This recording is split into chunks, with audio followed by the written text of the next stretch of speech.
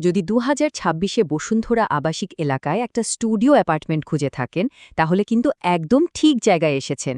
ঢাকার ছাত্রছাত্রী আর তরুণ পেশাজীবীদের জন্য এটা একটা দারুণ চয়েস, কিন্তু মাঝে মাঝে বাসা খোঁজাটা একটু চ্যালেঞ্জিং হয়ে যায়।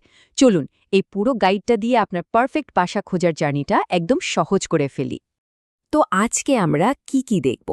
প্রথমে কেন বসুন্ধরা এখনও বেস্ট, এরপর মডার্ন স্টুডিও অ্যাপার্টমেন্ট আসলে কি জিনিস, তারপর 2026 সালের জন্য আপনার বাজেট কেমন হতে পারে তার একটা আইডিয়া, বাসা ভাড়া নেওয়ার আগে কি চেক করবেন, আর সবশেষে ফার্নিশড দিবেন নাকি আনফার্নিশড, কোনটা আপনার জন্য ভালো হবে। তো চলুন শুরু করা যাক প্রথম সেকশন দিয়ে। কেন 2026 সালেও বসুন্ধরা আবাসিক এলাকা ছাত্রছাত্রী আর পেশাজীবীদের জন্য একটা সেরা পছন্দ, সেটাই এখন আমরা দেখব। আচ্ছা, একটা প্রশ্ন তো আসতেই পারে, তাই না? ঢাকার আশেপাশে এত জায়গা থাকতে বসুন্ধরা আবাসিক এলাকা এখনও সবার টপ চয়েস কেন? দেখুন, এর পিছনে কিন্তু কয়েকটা সলিড কারণ আছে। প্রথমত, লোকেশন। গুলশান, বাড়িধারা, এয়ারপোর্ট সবকিছু একদম হাতের নাগালে। 2 নম্বর কারণ হলো এটা একটা দারুণ পরিকল্পিত আর সেফ এলাকা।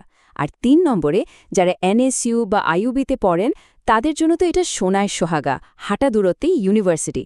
আর সবশেষে লাইফস্টাইল, মানে আপনার যা যা দরকার, দোকান, ক্যাফে, জিম সবকিছুই একদম বাড়ির কাছেই পেয়ে যাবেন। এবার আসা যাক সেকশন 2-এ, মডার্ন স্টুডিও। স্টুডিও অ্যাপার্টমেন্ট শুনলেই আমাদের মাথায় কি আসে? একটা ছোট, হয়তো একটু চাপাচাপি করা ঘর, তাই না? চলুন এই ধারণাটা একটু বদলে ফেলা যাক। খুব সহজ করে বললে একটা স্টুডিও অ্যাপার্টমেন্ট মানে হলো একটাই বড় ঘর, আর এই এক ঘরের মধ্যে আপনার বেডরুম, লিভিং স্পেস, এমনকি একটা ছোটখাটো কিচেন বা কিচেনেটও থাকে, আর সাথে তো একটা অ্যাটাচড বাথরুম থাকছেই। 2026-এ স্টুডিও কিন্তু আর আগের মতো নেই। এগুলো এখন অনেক স্মার্ট। যেমন ধরুন, জায়গা বাঁচানোর জন্য স্মার্ট স্টোরেজ সলিউশন থাকে। ডিজাইন এমনভাবে করা হয় যাতে প্রচুর ন্যাচারাল লাইট আর বাতাস আসে।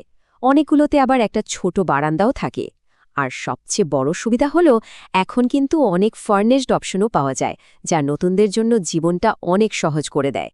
আচ্ছা, এবার আসা যাক সবচেয়ে দরকারি টপিকে, টাকা পয়সার হিসাবে। মানে আপনার বাজেট কেমন হওয়া উচিত। এই সেকশনে আমরা বসুন্ধরার ভাড়ার একটা বিস্তারিত ধারণা নেব। স্ক্রিনে যেই চার্টটা দেখতে পাচ্ছেন এটা আপনাকে একটা ভালো আইডিয়া দেবে। দেখুন, যারা স্টুডেন্ট তাদের জন্য বেসিক আনফার্নিশড ফ্ল্যাটগুলো কিন্তু দারুণ একটা অপশন, 12 থেকে 18,000-এর মধ্যে। যারা চাকরি করছেন তারা সেমি ফার্নিশড দেখতে পারেন, যেটা 18 থেকে 25,000-এর মতো পড়বে। আর যারা কোনো রকম ঝামেলা চান না, মানে রেডি টু মুভ, তাদের জন্য আছে ফুললি ফার্নিশড অপশন, তবে সেটার ভাড়াটা একটু বেশি, প্রায় 30,000-এর উপরে। আপনাদের সুবিধার জন্য বলে রাখি, এই ভাড়ার রেঞ্জগুলো আমরা বাংলামার্ট.com এবং hotels.com বিডির মতো নির্ভরযোগ্য সোর্স থেকে যাচাই করে নিয়েছি, যাতে আপনারা একটা পরিষ্কার ধারণা পান।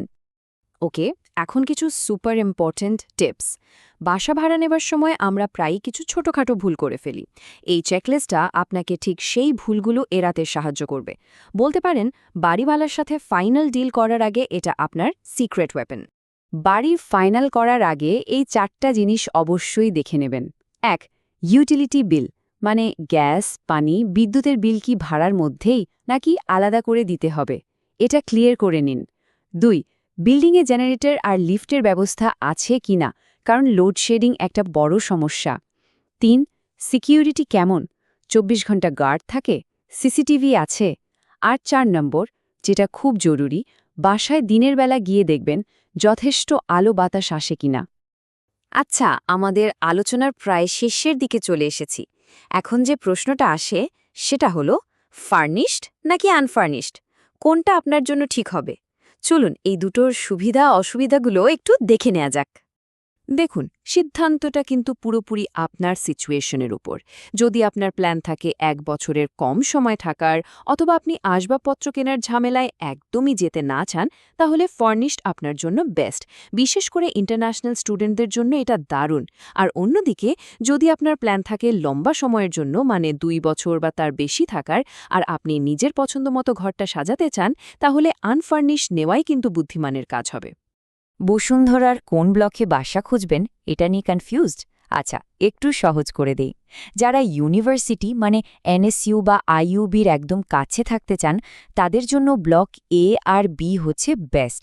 যারা একটু শান্ত নিরিবিলি পরিবেশ খুঁজছেন, তারা ব্লক ডি দেখতে পারেন। আর যাদের দোকানপাট, বাজার এসব কাছাকাছি দরকার, তারা ব্লক জি আর এইচ এর দিকে বাসা দেখতে পারেন। সবকিছু তো হলো, কিন্তু একদম শেষ মুহূর্তে মানে টাকা দেওয়ার আগে এই ফাইনাল চেকলিস্টটা একবার মাথায় রাখুন। প্রথমত, বাসাটা শুধু দিনের বেলায় না, একবার রাতের বেলাতেও গিয়ে দেখে আসুন। পারলে ওই বিল্ডিংয়ের অন্য ভাড়াটেদের সাথে একটু কথা বলুন। ৩. বাসার ভেতরে আপনার মোবাইল নেটওয়ার্ক ঠিকঠাক মতো পায় কিনা, এটা কিন্তু খুব ইম্পর্ট্যান্ট একটা বিষয়। আর ফাইনালি, ভাড়ার চুক্তিপত্রটা সই করার আগে প্লিজ প্রত্যেকটা লাইন খুব মন দিয়ে পড়ুন। আসলে দিনের শেষে একটা স্টুডিও অ্যাপার্টমেন্ট তো শুধু থাকার একটা জায়গা না, এটা হলো আপনার নিজের একটা স্পেস, আপনার নিজের রুটিন, আপনার নিজের শান্তি। আর ঢাকার মতো এমন একটা ব্যস্ত শহরে এই নিজের একটুখানি শান্তি কিন্তু অনেক বড় একটা ব্যাপার। তো আপনার নতুন বাড়ি খুঁজে বের করার জন্য আপনি কি তৈরি? আশা করি আমাদের আজকের এই আলোচনা আপনার বাসা খোঁজার পুরো জার্নিটাকে অনেক সহজ করে দেবে। শুভকামনা।